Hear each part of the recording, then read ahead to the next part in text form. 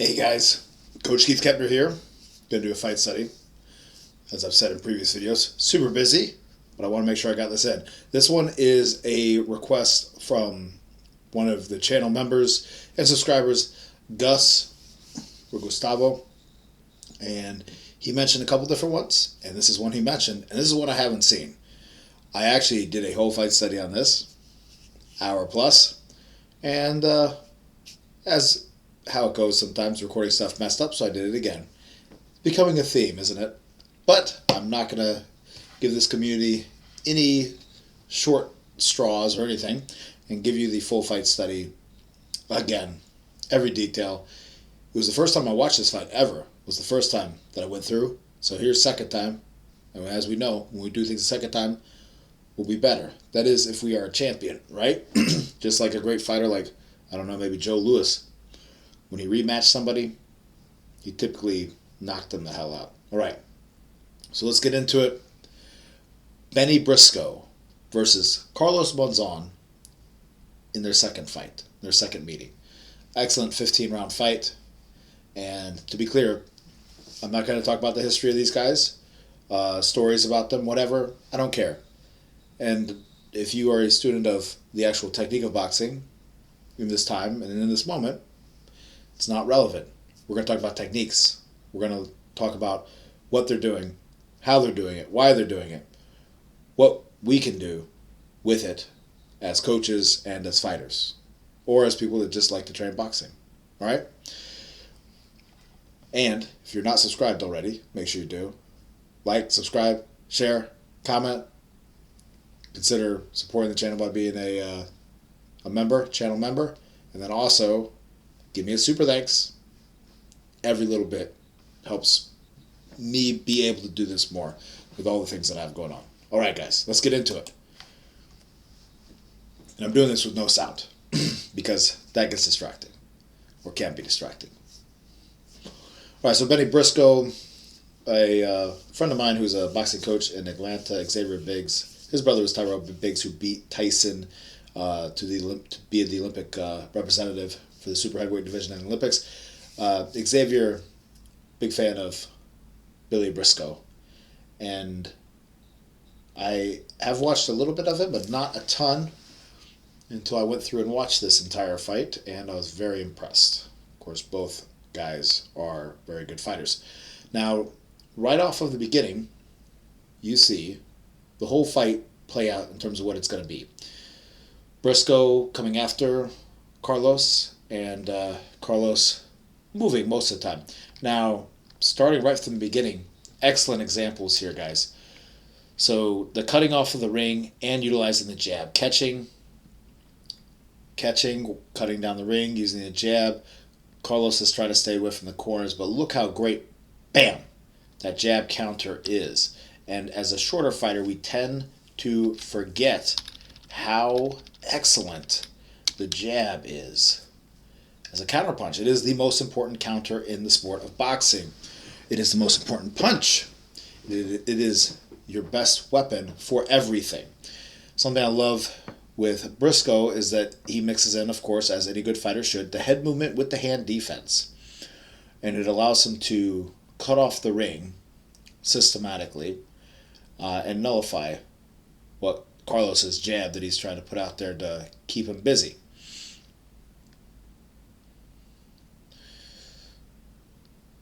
Good cut off right into the corner, but see, Carlos does a good job of getting out of the corners. One thing is that you'll see a pattern happen with some of the counters or the ways that Carlos counters the jab. Now, right here, Carlos starts a left uppercut. He just starts it. Right here, see that little opening of position right there? And you see a punch coming from Briscoe, yes, but you see a little opening of position with Carlos, and then, let's say Billy, I meant Benny. I said Billy earlier, didn't I? Anyway, the jab. So that jab is coming from Briscoe. Boom. Snaps the head, controls, and that nullifies and mutes and takes off a little bit of range of that left uppercut of Monzon. It's a very important concept that a lot of people don't think about or talk about, is when someone's trying to shoot a shot, if we're able to control their head with that jab, snap them, move them back a little bit, just like that, it can take off the punch, make the punch not even land, or take off the stem of the punch. Now, is it always going to work like that? No.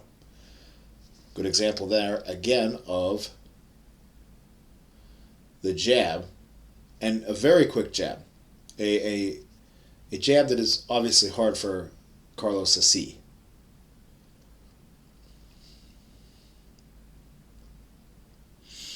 One thing is that after those jabs, feeding the right hand, Carlos is doing a great maneuver right after it, because no matter what your defense is, there's openings when you put the punches directly together. But then also there's openings when you change the timings on combinations. Something with Benny is that you'll notice the bending of the waist, right? So right there, Carlos makes him pay for that. And honestly, he could have made him pay for this a lot more in this fight. But it's something you need to watch out for as a fighter, because if you're bending at the waist like this, obviously you know you're going to be more open for uppercuts, but also it's going to allow guys to do this to you, which is borderline. It's borderline, but it is just borderline. There's no rule in boxing saying you have to get your hands back by whatever time. So if you are bending down and someone shoots like a hook style shot and it kind of controls your head and takes away what you're trying to do, that's your bad. Using the legs is better. Again, you'll get away with stuff. Good job going for the body. When Benny gets him in the corner, he goes here up top and goes down for the body. That minimizes the likelihood of Carlos getting out and getting around. And again, a great jab as Carlos jabs. Carlos's chin being up is a dangerous thing. It is what makes this fight way too dangerous for Monzon. Monzon with the overhand right, or right cross rather, crossing over the jab. And that's something you need to watch out for if you are a consistent jabber, because like I just said, the jab is the most important punch in boxing. It's the best counter in boxing. Great job by Briscoe shooting the right hand as Monzon steps around to the right side, to Briscoe's right side. And you got to watch out for that as a fighter. If you're moving to your right side, you need to make sure, if you're moving to your left side, you need to make sure someone's not coming around that left side, which would be their right hand punch, and then vice versa. Defensively with your movement, you need to be watching out for that, whether you're going to pull out from it or keep your hand up and keep the range. And Briscoe does a good job of slipping in, going right for the body. Round is over. But how Briscoe fights is largely exactly how I was trained to box. Old school boxing style, and using that catch, using the feet to cut down the ring as we're looking to launch our attack, and starting with that jab, using the jab as the counter. As a short guy, we can always want to, or a shorter guy, you can always want to use the hook, but the hook is going to be a limited weapon, and sometimes a more dangerous weapon than just like that excellent jab coming. And literally cutting off as we're doing defense. Right now, Briscoe is cutting off the ring as he's catching the jab, staying with him. So a good mover, a good boxer wants to throw punches while they move, because that's going to help control their opponent. Right? If you just move, that's one thing. But if you're throwing punches, it can kind of clean up the roadway for you to allow you to move more easily. But the answer to that is a little bit of what Briscoe's doing. Also as well, Briscoe has his chin down beautifully. Monzon does not, and that's what makes this fight more dangerous than it needs to be. I think maybe that was a push. Word to the wise, guys. I see guys train pushing and shoving off like that. That's illegal, and if you have a referee that wants to call the rules or enforce the rules, you've got to be able to not do it. So I recommend probably not practicing it most of the time and using other weapons to accomplish the same thing, to make space. Now, you'll see Monzon, obviously, as we talked about. So Briscoe, leaning at the waist, has openings to be controlled by the head leaning forward, but also, of course, if you're leaning forward, then the uppercut is going to be the obvious punch, right? So that's where Monzon, and I have not seen their first fight. Today is the first time I watched this fight, and Monzon is looking for that lead uppercut, and he gets the rear uppercut as well. Good job coming over the top. But one thing that makes that job difficult is Briscoe coming over the top. Now, one thing is that jab was a very close jab, and that's so you see here Monzon throwing that jab from fairly close range, and then that allows for Briscoe to get that right hand over the top. Monzon, as we'll talk through in this fight, man, again, that great jab popping him back. It's funny watching this fight, like this first part of the fight, I thought the fight was going to have a certain outcome, and I wasn't correct on that. But great jab there. So here, catching, slipping, bam. Now think about this. Where could improvements be? Because no one's perfect. Great jab counter again. And great example here of... Here comes the jab. Briscoe catches that jab. Yep. And then also catches the right hand. Basic boxing. Like the way I was taught, to use the rear hand to do the majority of your defense that allows your lead hand to do the majority of your offense, and then mixing in some head movement for extra good measure versus always relying on the head movement. If you're always relying on head movement, you are, in a sense, letting your head get controlled. And I know you can make the argument of, well, if you move your head, then you have both hands free to throw punches. Well, it can be harder to see things when you're moving your head like that, just because your vision, along with head movement, can be challenging. And then there's a limiting factor and an energy factor as well. Great counter here.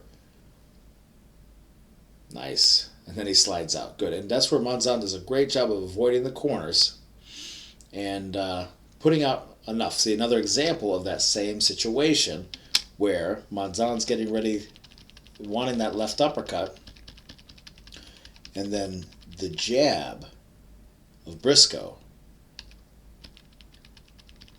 makes him not successful with it.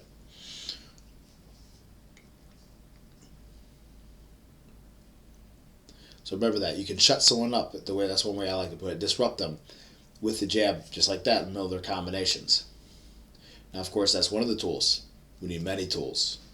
At this level, you need many, many, many tools. Now, that was a great example of Monzon just feeling that he was about to go, rather seeing the step, because here Briscoe steps, and see, Monzon doesn't load it up. He's right here and just shoots it out right over. So right from here to here. Beautiful. And that's enough to disrupt someone jabbing, to give him trouble. And he didn't load it up. And remember, the power of the punch is increased.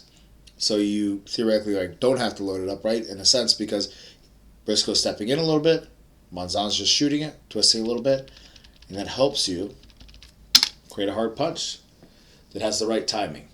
You'll see a lot of that in this fight. There's very good timing with some of the punches from both men. Great timing on the jab, and good timing on mainly some right hand shots from Monzon, as well as some left hooks. It's a dangerous game to play, to be bending at the waist like that, though, for Briscoe. Now, again, Briscoe gets him in the corner. What does he do? He goes right for the body. And then comes back up top. Very good move. What does Monzon do? He ties him up, walks him back, and actually puts him on the ropes. Puts Briscoe on the rope. It's a very seasoned move. There we go. The same exact thing with that counter jab. Boom. Excellent. Now think about it. So Monzon really wants those left uppercuts. Okay, that's cool if you want them. What can we do to get him more? What you can do to get him more is by setting them up with maybe other combinations. Maybe a 1-2-3. Or maybe if the 1-2-5 isn't working for you, 1-2 left uppercut, then maybe the 1-2-3 is going to be more beneficial. But nevertheless, mixing in the left hook after the right hand, and then sometimes mixing in the left uppercut, is going to set the stage, because of how people will defend against either punch, for the other punch. Beautiful uppercut as Briscoe comes in, right hand as Briscoe comes in, and uppercut again. And then Briscoe loses him a little bit. All right, cutoff is great. Cutoff can always be better. And again, This is a lot how I was trying to fight and how I fought and how I like to fight was the cutting off the ring using hand defense and some head movement sparingly. But there's a challenge to this, and you'll see this play out throughout the fight. I don't think I'll say what it is now, but we'll see it play out as we get further through this. Good catching and slipping by Briscoe.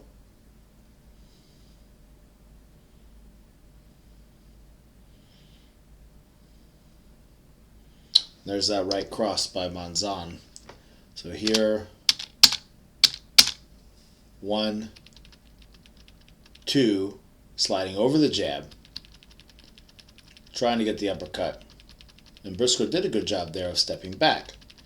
That's something that you need to keep in mind while you're doing this type of style of essentially walking someone down, cutting off the ring, doing hand defense and head movement is the step back. The step back is something that I didn't utilize enough when doing this style, and that will provide great jab. That will provide a little bit of uncertainty to your man that's throwing at you because he doesn't know if you're going to be there for the shot. If there's that little doubt in his mind, there may be some hesitation, second thoughts. But if you're always there, even if you are moving your head and catching and blocking, the guy knows that, hey, okay, if I just throw enough, something's going to get through because you're going to be right there for him. So mixing in a quick step back while also doing this type of style where you're smothering, good uppercut there by Monzon, where you're kind of smothering someone down and trying to drown them, as I call it. Call it kind of just drown them. Drown this with pressure. Imagine grabbing someone's head and forcing them underwater and keeping them underwater. That's essentially what this style is attempting to do. Because if a fighter is not ready for this, like if Monzon is not ready for this, then he can feel like he can't breathe. And he can feel like he can't rest.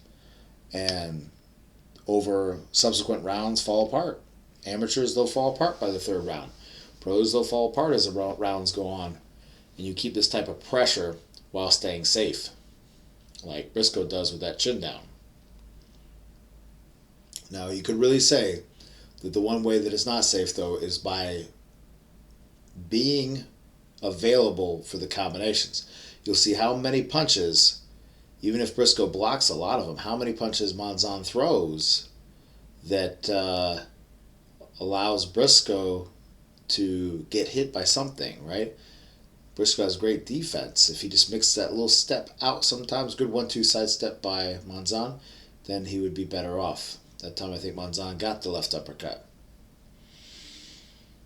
And again, putting out that jab. That's the key. Because if you are setting things up off the jab, like you saw earlier, Monzon did just some lead uppercuts, and it was a little dangerous. He got nailed. But you see now he's not getting nailed as much because he's putting out a jab to keep him occupied and set up the right hand and then the left uppercut. 1, 2, 3, there. 1, 2. And see, not much bad happened off the 1, 2, but then here, he just tried to lead with the uppercut, got touched on it. Now, there's something to be said for changing the timing between punches. If you're always throwing a combination like bam, bam, bam, bam, bam, bam, good smother and turn right there, bam, bam, bam, then someone can pick up the timing and counter in between those shots. But if you bam, bam, bam, bam, bam, bam, bam, mix up the rhythm a little bit, even in the middle of your combinations, it can make it very difficult. Because if you're throwing combos at the same speed and timing, then someone can close their eyes and essentially block a lot of them. Good catch and roll by Briscoe. Head movement again. See, a lot of times when we're doing head movement, we're looking up to set up big hooks, right? When we weave under, when we slip, we look to set up big shots. Your best shot's to jab and do it hard. So that's a great timing there by Monzon is, let's see here. So Monzon feeds over the right hand. Just barely gets it because Briscoe had a lot of range on it. And then Briscoe goes in. Chin down nice. And now puts out the jab. That's important. Sets the stage a little bit. And now he can feel the hook is coming. That's something big with fighting, is with enough experience, you can get a feel for when a punch is coming. He feels that hook is coming, and there's that hook that was coming, and that's how he can time that right uppercut right inside of it. See, he loaded it up a little bit and shot it. Was it a lucky shot? Was it a lucky shot? Maybe, maybe. But as you guys watching that have experience, and anyone with experience, I'm sure might agree with, is that it's not always the shots you see coming, but the shots you feel are going to come, right? That's a kind of next level. And you'll see that as well, by the way, with highlights of fights as well that are in slow motion, where a guy will be shooting a shot inside of another punch, and it seems as if he saw the shot, but the way the two punches were delivered at the same time, there was really no way he could have literally seen it. But he had a feel. He got the feel for it. And that comes with experience. But if you're kind of more beginner, be on the lookout for that, to try to feel when shots are going to come, and with enough time in the ring, you'll be able to do that, but be aware of it. And great example, again, of the close range and getting caught going off to that left side by the right hand with Monzon getting caught. Needs to watch out for that. If you're going that way, get ready to go under or to block. Good right cross again. Good with the uppercut. You see Monzon does a good job. Like right now, I was about to say he was going to be stuck in a corner, but he's not. He slid out. He's making the ring a circle, Monzon is. And Briscoe wants to make it a square. Really, Briscoe wants to make it a triangle. Because think about it, if you're able to make the ring a triangle and you get someone in the peak of the triangle now, that's a great example again of a 1-2 catch right here. This is just great classic boxing defense that I'm big about. Because see, what it allows you to do off of this is you can counter with a hook, counter with a jab on a guy stepping out, which is what Briscoe does sometimes in this fight. But yeah, if Briscoe makes this like this, Carlos slid out of the corner very nicely. But if you can make the ring a triangle, that's what you want to do if you're fighting Briscoe's style.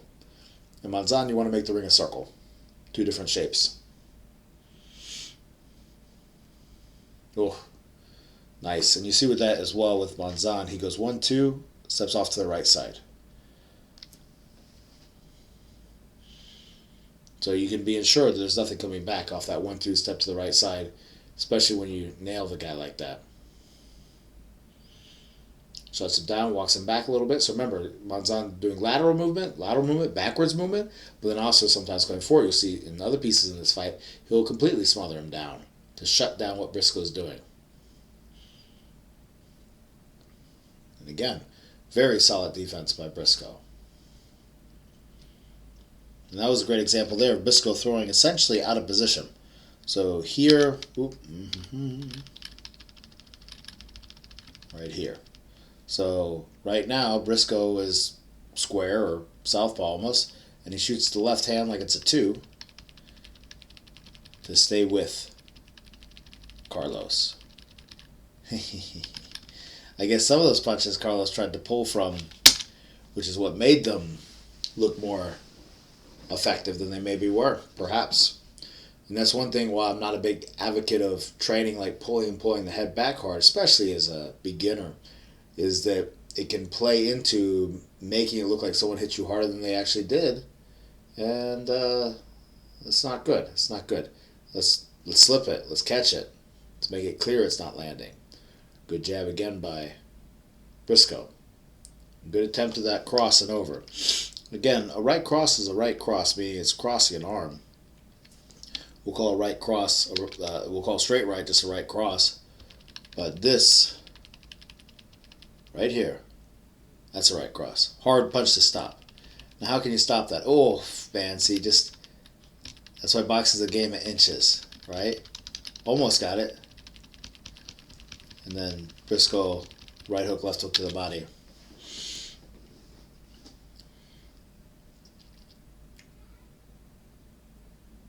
And that's the thing is with that chin.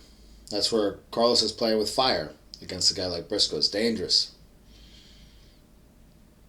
One thing with Briscoe's style, one of the downsides as well of, even though he's not doing the things I'm criticizing Carlos for as far as pulling back hard, that makes the punch look harder than it actually is, he's keeping his chin down, etc., etc., etc., is that him being in the kill zone so often allows him to get counters like that, yes, but allows him to get hit by punches like that.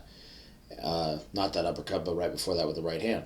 And so it can be a hard thing for judges to discern, because even shots that are blocked, like that 1-2 that he caught and then tried to come back with a hook, he caught, and then came back with a shot, those didn't land, but judges might score it, and you don't know. So we want to do our best to be a nuanced fighter and have the small little tactical techniques and everything else that makes a great fighter, but also make it clear for some of these judges that need glasses or need LASIKs or something to that we're winning, that we're not getting hit, and that we're hitting that guy more.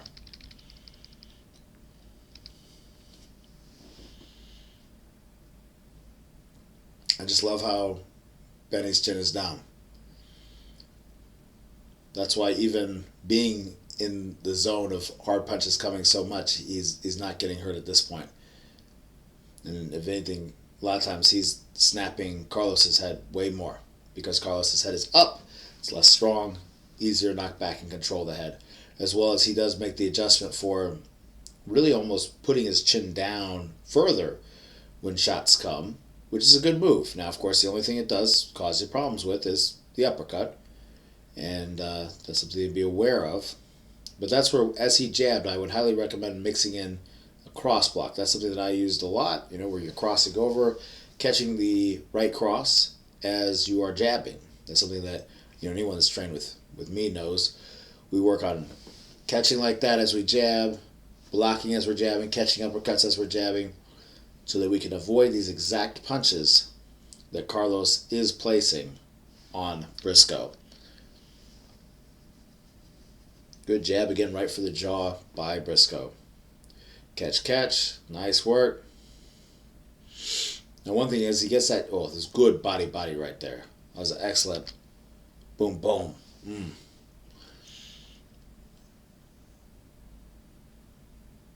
Now one thing, when he snaps, great right hand again, and good job coming back with the jab. A lot of times people after the right hand don't expect the jab, right hand, jab. They'll expect a big hook after that.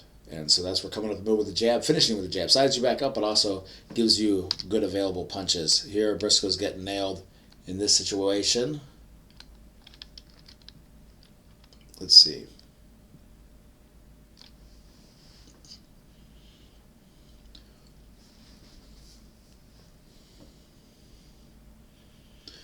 Remember this one of my fighters was sparring with this up-and-coming pro fighter who was getting a lot of notoriety.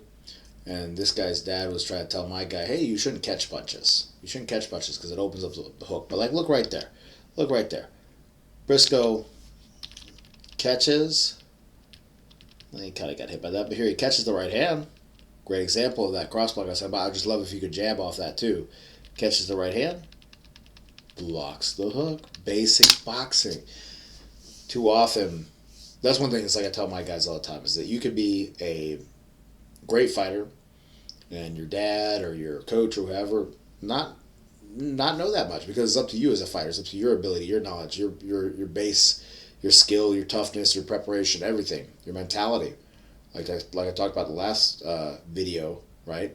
But then you can also be a horrible fighter with a great coach. All these things can happen, because I've heard, as anyone who's been around, heard some nonsense from some people that work with high-level people. And also heard some nonsense from some high-level actual fighters, too. Stuff that just doesn't make sense. They'll get stuck in these ruts. And that's where I really doubled down on boxing being an art versus an exact science. If it's an exact science, then, 2 + 2 = 4. But 2 + 2 does not always equal 4 in this sport called boxing. You can have a round that the same punches were thrown as another round, but that round is scored differently because of the difference in power and other factors. Someone's composure even can affect how judges see a round. Great defense again, but Carlos does such a great job of avoiding these corners. Again, if Carlos let Benny, make this a triangle. It would be a bad time. And but he's making it a circle. And that's what makes it a pretty close fight.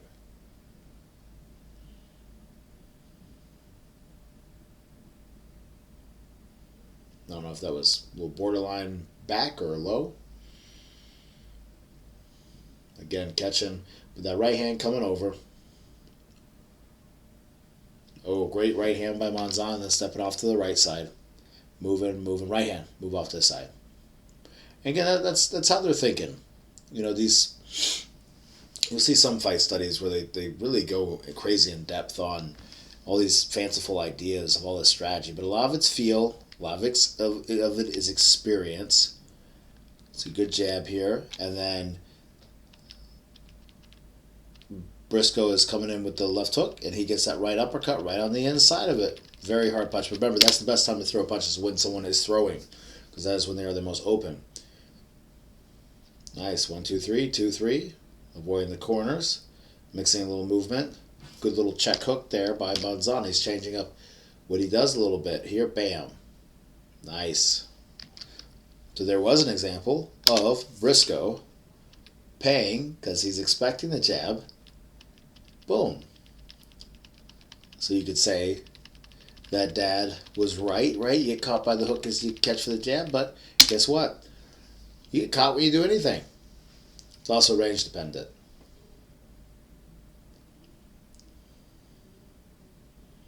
Good blocking. Again, just a huge fan of Briscoe's blocking, catching. Very big on teaching these ideas and concepts and techniques, because it will allow you to walk down people like he's doing to this very good fighter and landing some very telling shots.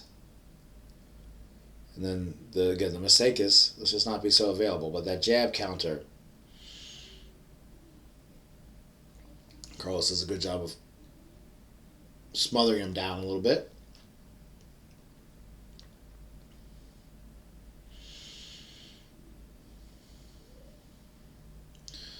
You notice that a lot of fighters from, because this is 1970 something, like early 70s, but a lot of fighters from the 60s, they have a lot of this waist bend type head movement.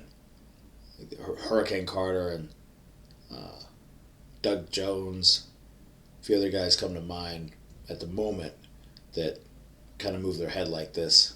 And then it kind of fell out of favor. I'm definitely much more a fan of utilizing a little bit of leg and making it less of a lean forward. See, that's a good example of a judge might score that, but that was perfectly blocked by Briscoe. Caught the jab, caught the right hand, and comes back with the jab because it's available after that. Now, oof, that was a great inside shot by Monzon. Shoots the right hand, comes back with a very sharp left hook inside of Briscoe's right hook. Boom. Great shot to throw, and that's why the right hook, like in our number system when we decide to finally number past 3 and be able to count past 3, the right hook is not a 4 for us, the rear hook. It's a 6. It's the last shot, because it's the only punch I've had to ban on fighters, because, not that you should throw it, it's a fine punch to throw, but especially for the head. But anyway, a lot of people just go right hook crazy, and we can get caught inside of it because it takes so much time. Versus the straight right hand to the body or the head. Oh, nice with the 1, 2, 3. See, now Monzon's mixing in some of that 1, 2, 3, and that's going to set the stage to land some more left uppercuts down the road. And also, as well, if the guy's avoiding the left uppercut, the 3 is probably available, which we can see it is.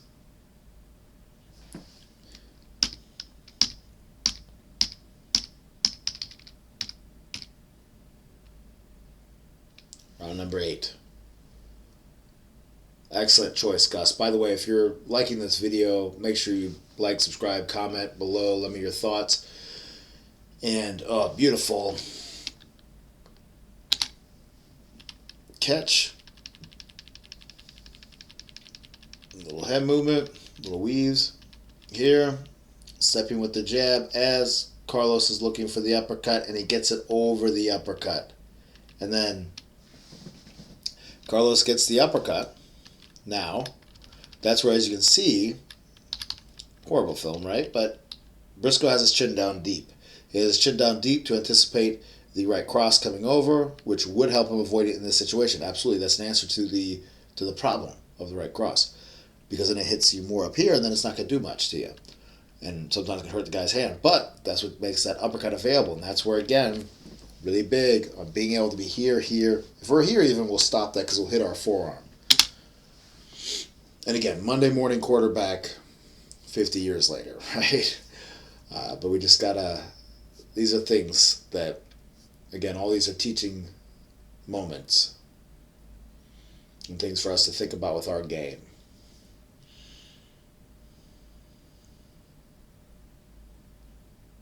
Good counter again by Briscoe.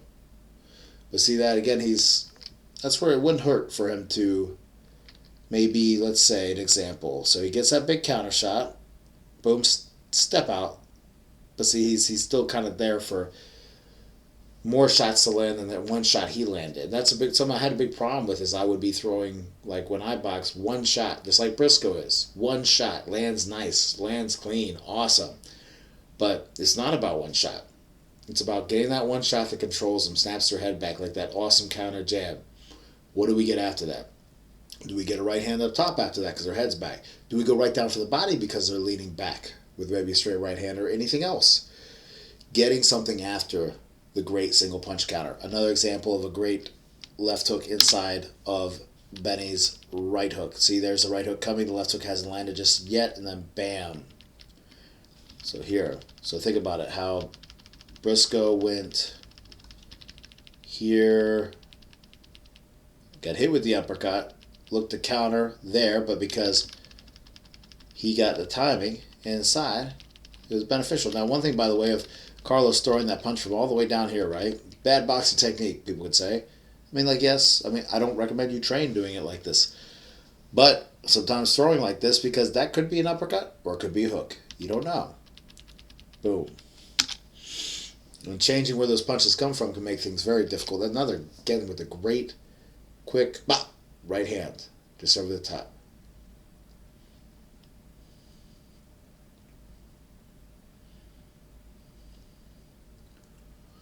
Again, so, Benny gets that counter jab.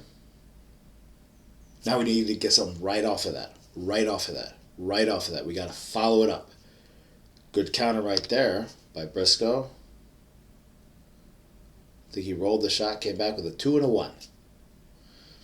If you want to catch someone really nicely, 2-1. Because they'll expect a 2-3 most of the time. You can also step in with the 1 if they try to pull back, or if you knock them back with the 2. Nice job keeping the chin down by Briscoe. But with a little bit of a lean forward, and again, this is where Monzon, if he wanted to be a little bit more dirty, you could say, would pull his head down a little bit and shut him down, not let him work even as much as he is working. One thing as well is that a lot of, great by Monzon. Right hand uppercut. That time he got the uppercut, right? So Benny got inside of the right hand with the chin down, but now this is where the stage is set for that left uppercut to get in there. It looks like it landed. It's hard to tell, but it looks like it landed. And then Monzon spins back out. Again, he's keeping this ring a circle.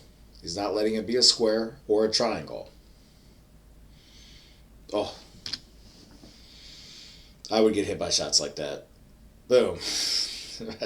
And that's why I got as good as I could at being able to catch the cross over the jab.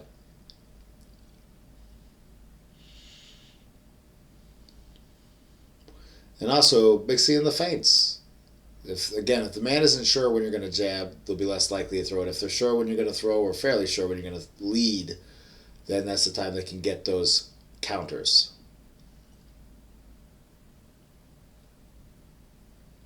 A lot of times you could take snippets of this fight and like right there, and it looks like just Benny working defense. Just working defense. just working defense, right? Just working defense. And there's something different where he shot the jab, but I had the same problem.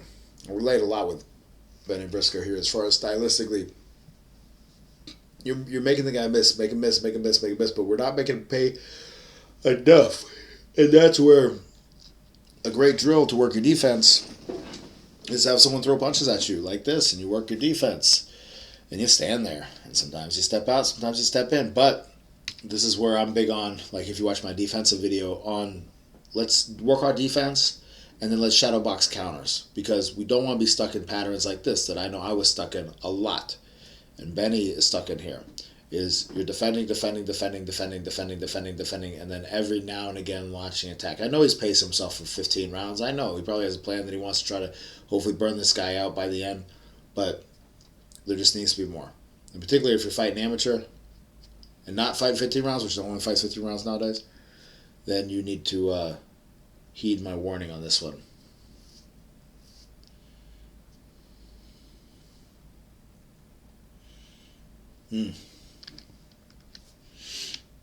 Remember this sequence here.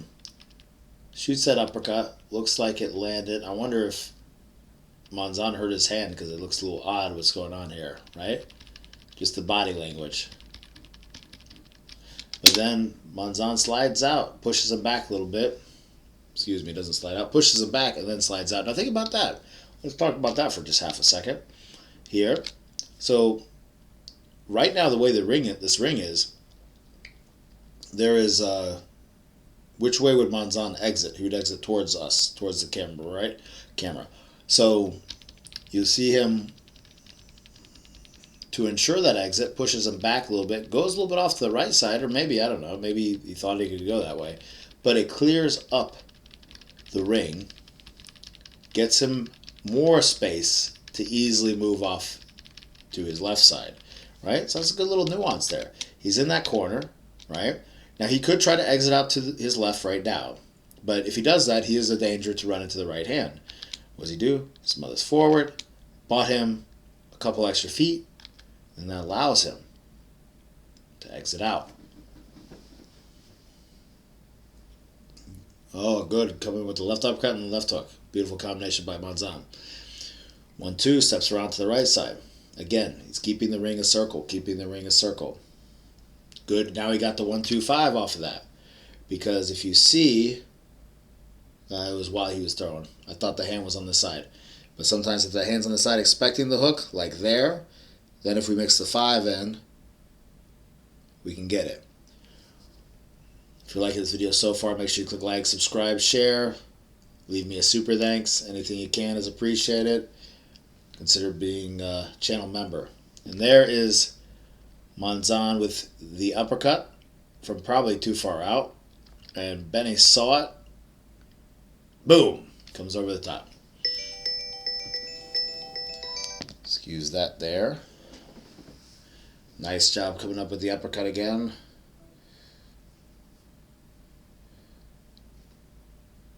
And see, now he's smothering him back again, smothering back again, smothering back again. Excuse that phone that rang. Cutting the ring down, and then you see right there is a very important situation. So let's go back a little bit. I was just talking to one of my guys the other day about this, training about slipping the jab to the rear side. How much do you want to slip the jab to the rear side? We want to slip it just about that much. We get that much, that will allow us to do the counters we want to do it and do it in the timing we want to do it in.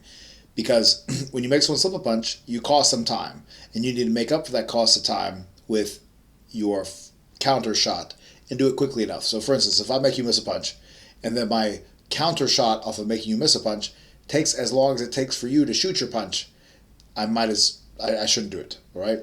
So with the slip, you want the slip to be, so here he is, Monzon. He slips a little bit just like that, 5 inches, 6 inches, offline, and that's when the counter should come from. But if you'll see what happens here, he slips far beyond that and turns a little bit, which costs more time on the right hand. So therefore, what comes after a jab most of the time, it's going to be the right hand. And so now we're trading an uppercut with the right hand, And that equals that result. And let's see his physical reaction to this punch. Boom. Hurts the hell out of him.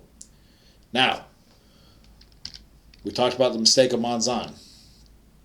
Let's watch that one more time. A big slip and a turn of the body. He goes from this position right here. See that? Right there.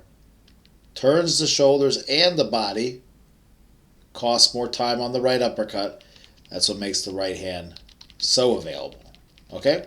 So that's that. Now, what does Benny make a slip up on? And what would be the best thing? Right now, Benny should use what? The jab.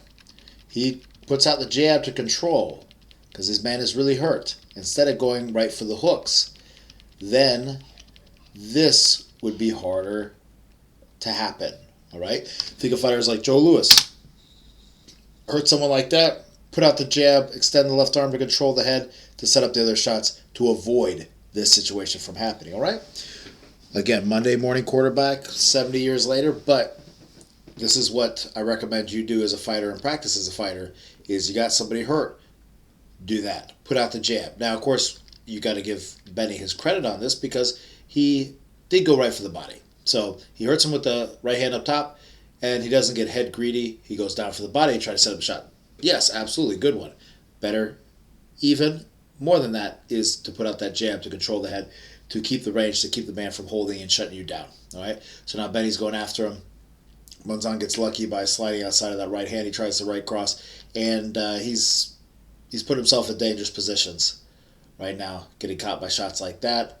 And it's his toughness, and Benny's just not able to get the job done. But here's the smother. Great, shut the guy down completely. That's a great move that is very hard to deal with when you're hurt. You see Holyfield do that with Riddick Bowe. But here's an example of that step back. Right here. Boom. If Benny just did more of that, he wouldn't get hit as much as he does in this fight. And it might have been a different outcome for this fight. Look at this. That's what I want to see, is mixing in that little in and out, because that makes the guy uncertain about where you're going to be, like I was talking about earlier. And the more we can do that, the guy's going to commit less to his shots. He's not sure if they're going to land. He's going to second guess himself when he throws it. And while he's doing that, we're going to be hitting him. All right. Good. He got the right hand again. Let's see how he got that right hand. Here, boom. Basically, did Benny do a slip?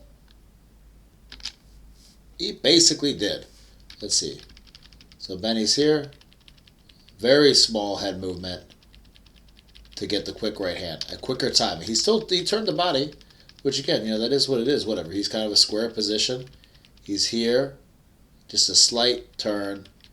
And quick follow back up with the right hand versus Monzon's took a long time. So as you'll see technically with these two guys, the technical better fighter is Briscoe. Now, does that mean the technical better fighter wins? No. This is a sport called boxing where technique is important. But like I talked about in my last video, got will, skill, and conditioning. Both these guys have conditioning, but one of them, it's not like I'm saying that Briscoe doesn't have the will to win. He has the will to win. But he's not doing some of those basic things that you need to win. What are those basic things? Not making yourself so available for the guy to unload on you, so therefore you get hit by at least a few of the shots. Yeah, you block 7 out of the 10, but you still get hit by 3, and you land 1. So now you're 3-1. He's got 3-1 on you. It's a bad habit, and I'm so big on talking about that bad habit because that's a big bad habit that I would have. Block shots just like that. Beautiful. Catch, block. And do what he just did here. Not much. It looks like he's just practicing defense. We got to make a miss, make a pay. Make a miss, make a miss, make a pay, right? So one miss, pay. Maybe double miss, pay. But not, block, and then we fire a shot. See how much blocking he's doing between throwing? And again, if we get that jab, if we control his head, snap him back up, he leans back with that jab, let's double the jab, and then let's go for the body, because he's leaning backwards. So he's got the pieces to victory, Briscoe does. He's got the pieces to massive victory that you can take as a fighter. and that I personally relate to so much. But we need the whole picture. We need the whole picture. And there Carlos keeps going with his jab, and 1-2, step off to the side. Beautiful stuff. Still flicking out the jab, controlling. And then Briscoe gets that right hand over that uppercut. Dangerous time. You got to be careful throwing those uppercuts, particularly against a guy like Briscoe.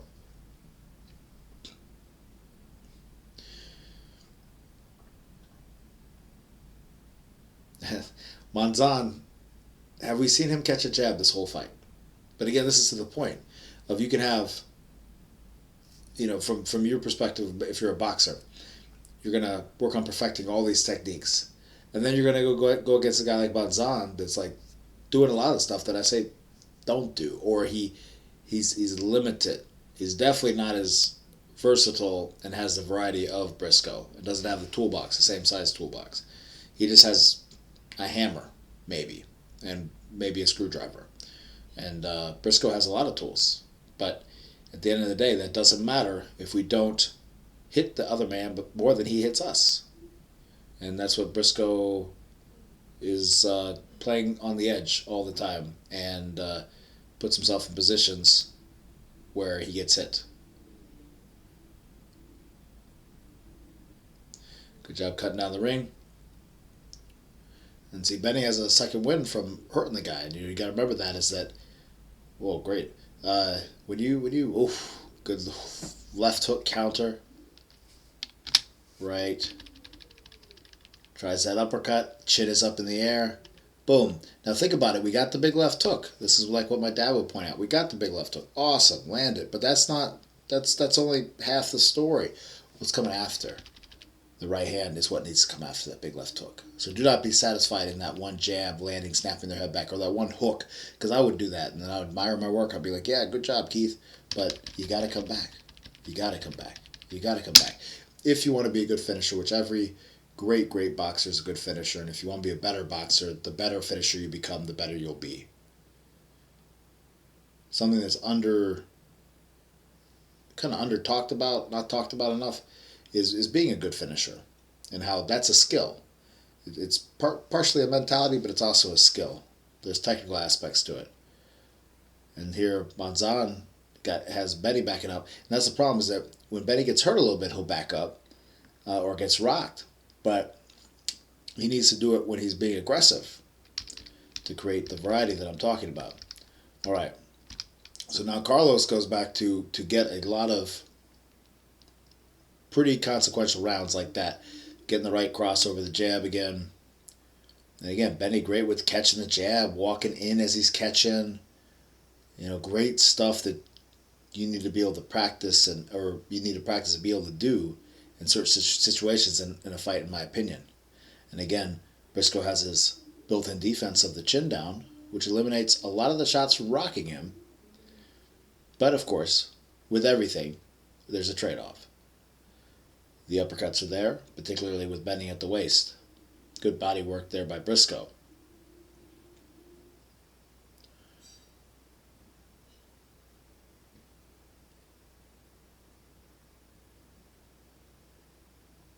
And see, beautiful jab. See that beautiful jab? It could be utilized more. It's a simple thing of more. And see, he gets rocked, so he starts moving, which, if anything, is the worst thing to do. If anything, if you're in this fight, Briscoe, against a guy like Monzon with that length, you get hurt, you don't necessarily need to be getting on the bicycle and making some space, because now you're lining yourself out into his kill range. Versus if you come forward a little bit, and those times, you're going to smother the long guy. Again, go back to, that was a great thing right here. Good little counter. And you could say he's trying to bait him in, perhaps, but I think he's actually hurt. So therefore, he is in the position. But that's a good left hook to the body. But again, it goes back to those things of, this is what my dad would preach about, the basics. You get the great left hook to the body. Yes, he tries to go under the shot. He actually runs into the shot because Carlos is anticipating him going down, it looks like. But we could have got the right hand right inside of that. Let's play it in full motion here. So, bump here, here. boom, bam. He could have got it right inside of that left hook, and it would have been a beautiful thing. So remember that for yourself. And again, Benny incorporating a cross catch, cross block over that jab. Perfect picture would have been created off the jab. And then off of that, you're able to jab again. You shoot that one jab, he right crosses it. You can come back with another jab, or you shoot a left hook off of that type of position, or even shoot a right hand. Because like you see now, Benny's starting to get pieced up because he got hurt, and then he's trying to make space, but space is probably not what you want to do against Monzon. And now you don't want to stand there either like a punching bag, which is what, again, Briscoe does too much. He relies too much on his hand and head movement defense versus incorporating a small step back here and there to make for uncertainty. So here, Benny, good blocking and catching again. Cutting off the ring, finishing out round number 11. Now, in interest of time, I'm going to jump to round number 12, or sorry, not round number 12, round number 14. We're going to go to that last round of the fight. Coming up here.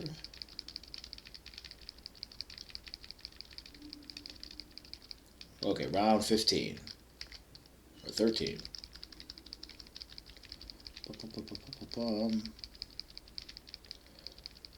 All right, here, let's see. We'll take it from 14. All right.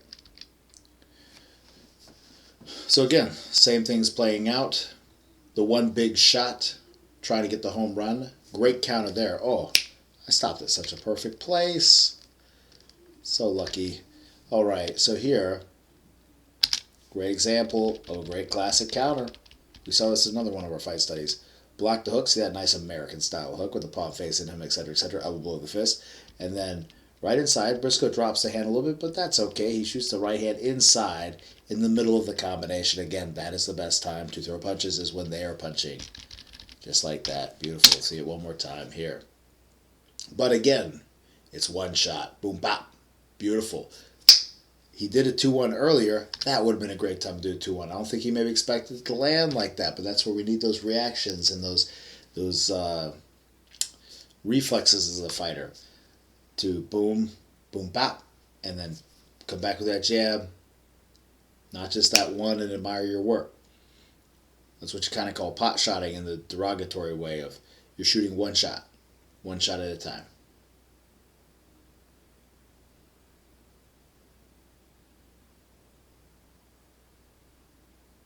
Again, Briscoe with the great chin down, which is what keeps him safe from so many of those punches.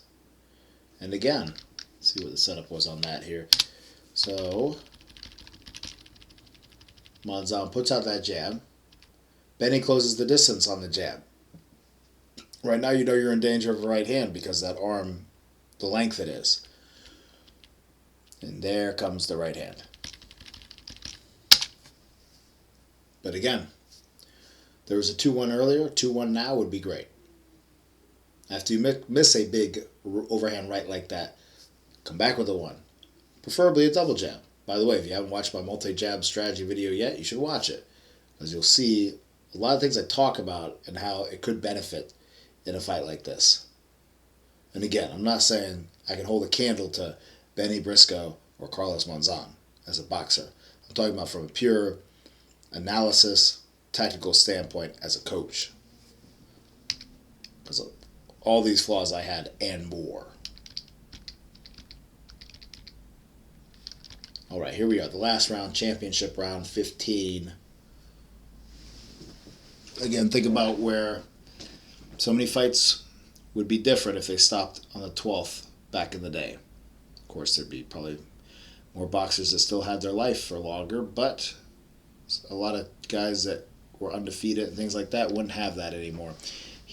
Like Rocky Marciano when he beat Jersey Joe Walcott. Okay, here is I like this one a lot right here. So he's cutting down that ring. And then he's squared stance right now and basically shoots the left hand like it's a southpaw too. Again, like I talked about it in previous videos about being able to throw and essentially be out of position. Don't feel like you have to be perfectly lined up, perfectly sided up to throw your punches. You don't.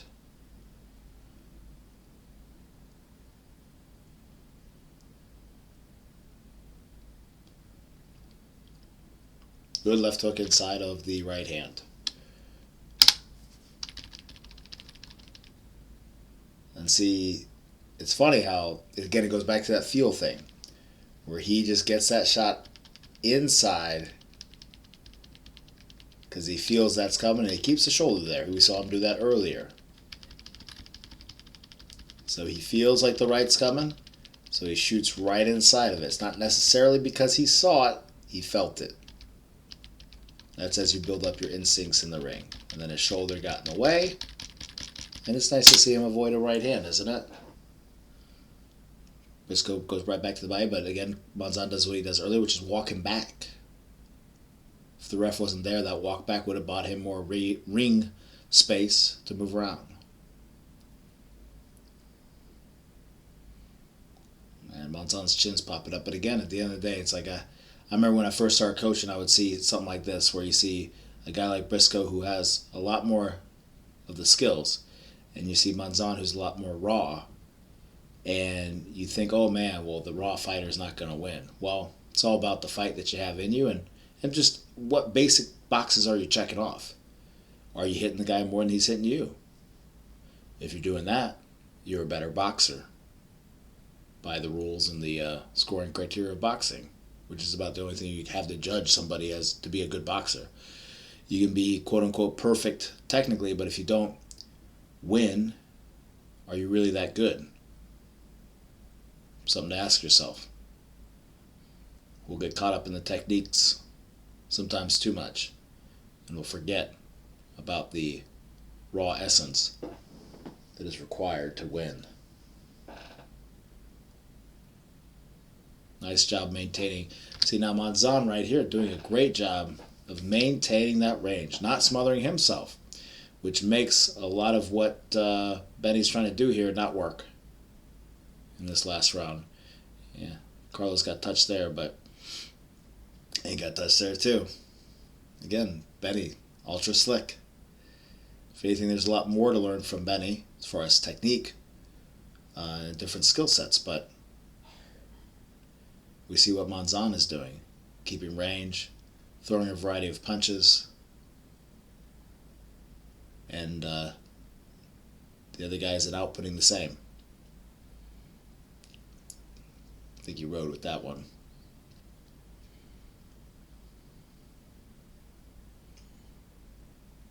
Again, that's where I talk about with my defensive video, where it's good to work defense, but we need to make sure that we shadowbox defense or offense while we work our defense against a partner, so that we don't build habits of just blocking, slip, etc., without countering enough. Now Benny's starting to counter more, but that's the end of the fight, and the judges didn't see it to be enough, and Monzon got that one.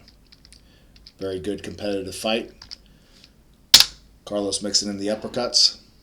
Make sure you click like, make sure you click subscribe. Appreciate you watching. This was an awesome fight study. Thank you, Gus, for recommending this. He's a channel member and subscriber. Feel free to drop some recommendations below. Some people have dropped some recommendations, and